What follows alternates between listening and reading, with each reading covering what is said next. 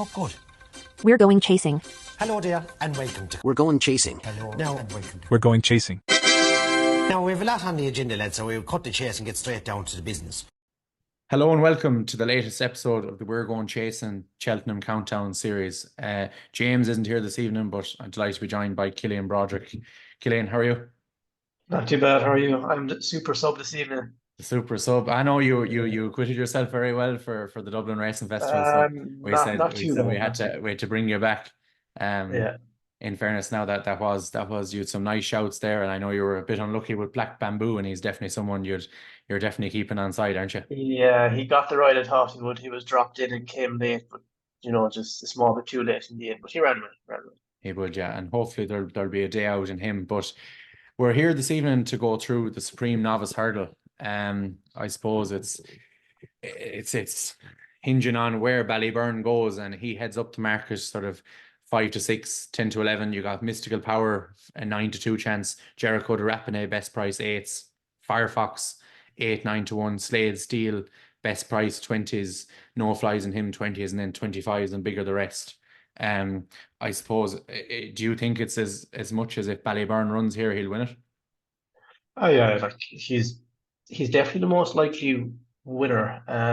But looking at the prices kind of today, and the more I look at the race, I just think Jeriko Du Reponit is a big price today to 1. He's a guaranteed runner in the race, and I'd say he's not entered in the 2.5 mile race. Look, he was favourite for this race. He was, I think, a 4 to 1 shot. Now he's 8 to 1. That's on the back of, the last day he won, but he wasn't impressive. But I think, look, Mark Walsh's comments after the race, they went very slow. Didn't suit him, and he was impressed by his jumping. The last 3 hurdles, go back and watch it, he jumped in very well when it turned into a sprint, which is good. Look, he battled and he was well on top of the line, I thought. Look, the form isn't as good as what Ballyburn has done beating Slade Steel, but look, I just think he's done nothing wrong, really. And I'd say there's a bit of improvement still to come in him. He reminds me a bit of Shishkin, to be honest. I think he's a horse that will stay. He stays very well. He's a high cruising speed, and look, with a strong gallop in the Supreme, I can see him running well. I don't see him out the first 3, and I can't see him getting much bigger than 8 to 1. So I think he's in cracking each way bet at the moment. Look, on the day you might get 4 places, but possibly this mightn't be a big field. So I don't know. You might get 4 places. I'm not sure, but even in any case, I think at 8 to 1 at the moment, he's a cracking bet. I'd make him more of a 5 to 1 or 5 to 1 or 6 to 1 shot. Look, Mystical Power was good in the Moscow Flyer, but I think his jumping needs to improve a bit. And I still wouldn't be surprised if he went up and trip, considering Jeriko is a guaranteed runner here. So look, your Firefox a bit bigger. I don't think he's a Supreme horse, so I think Jeriko is a great each way bet in the Supreme. Yeah, and I'd be of the opinion I don't think we'll see more than 8 or 9 runners here, to be honest. Yeah.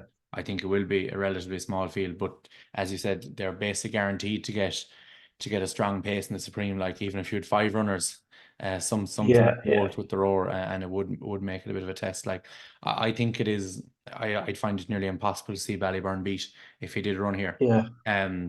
But like I think he'd win the Ballymore as easily. So I suppose it's a question of Willie probably does want to get a good start off to the week, and I'd say Ballyburn more so than Mystical Power. I'd guarantee you it. Mystical Power now, for all he might win the race as well, but I'd say he'd be very confident running Ballyburn that he'd have enough to get the job done. I think if Ballyburn did miss it, and it was the case that Slade Steel seemingly is going to run where Ballyburn isn't, so according to the trainer's comments. So I'd imagine he'd be a nice bet in the race. Like he's a very strong stayer over the 2 mile trip. Might lack the speed, but I'd say if Ballyburn rocked up in the Ballymore, I'd much rather be on Slade Steel. I think the Mystical Power. I reckon. I'm not sure, but Yeah.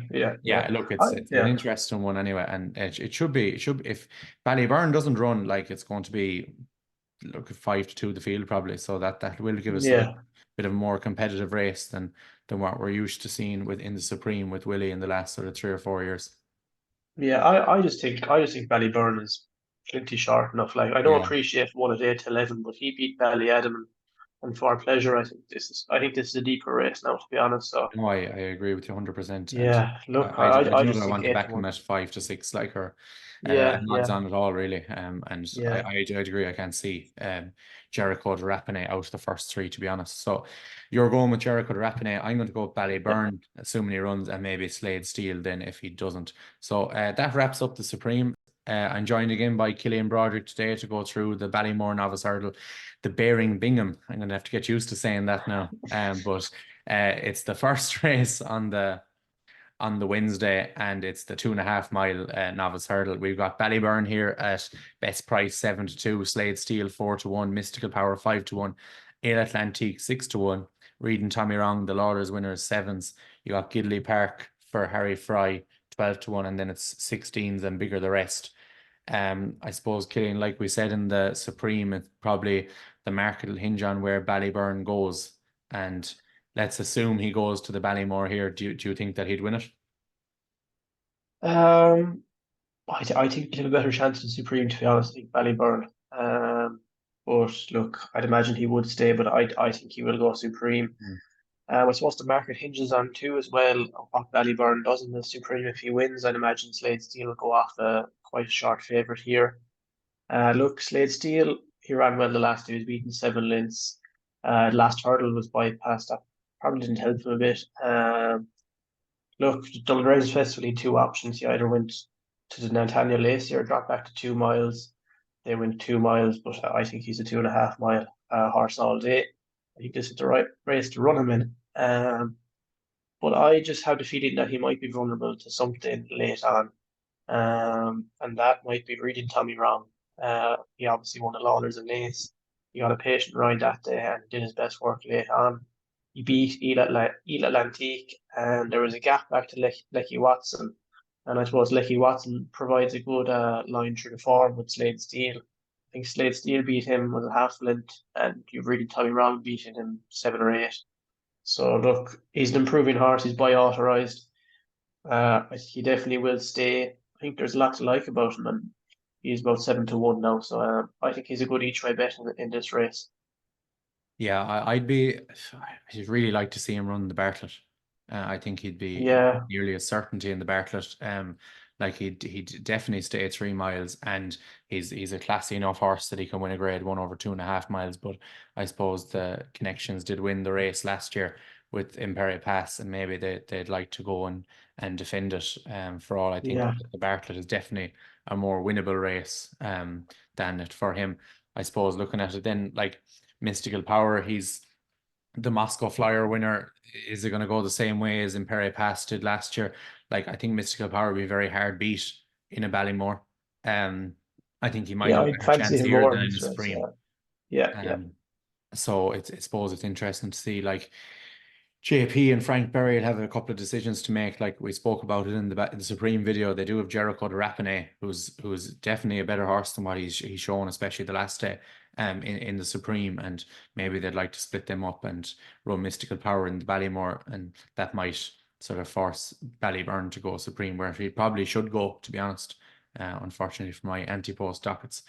I think in Atlantique I'm not sure what to make of him. He yeah, seems to just struggle in the finishes when it gets real down and dirty, and the same thing sort of happened in the Lawlers for all. Reading Tommy Wrong was impressive and is a very strong stayer.